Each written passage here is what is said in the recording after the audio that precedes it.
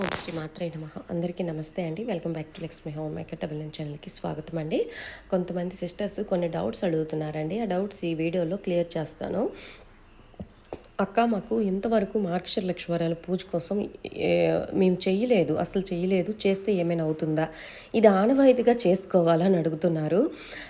ఇది ఆనవాయితీతో సంబంధం లేదమ్మా. ఇది ఎందుకంటే మనకి అంటే శ్రావణ మాసంలో అమ్మకి శుక్రవారాలు ఎంత ఇష్టమో ఈ మార్గశిర లక్ష్మీవారాలు అంత ఇష్టం అనమాట.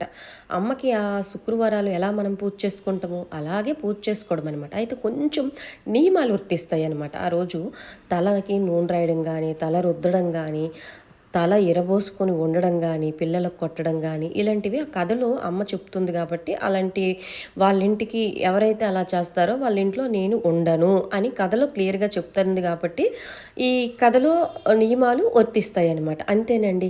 మీరు ఎటువంటి టెన్షన్ పడొద్దు.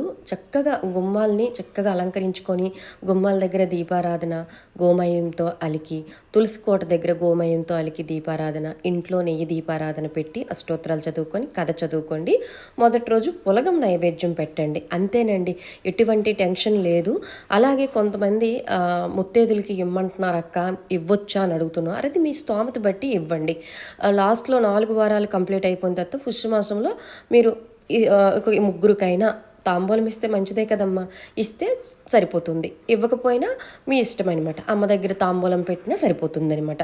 మీరు ఎటువంటి టెన్షన్ వాళ్ళ వీడియోస్ వీడియోస్ చూసి మీరు నా కామెంట్స్ బాక్స్లోకి వచ్చి మీరు డౌట్స్ అడగొద్దు ఫ్రెండ్స్, ఓకేనా?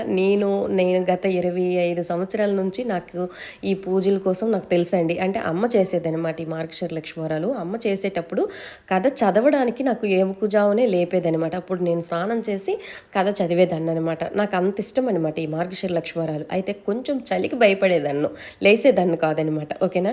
తప్పకుండా మీరు చేసుకోండి. అష్టైశ్వర్యాలతో ఆరోగ్యాలుగా ఉండండి.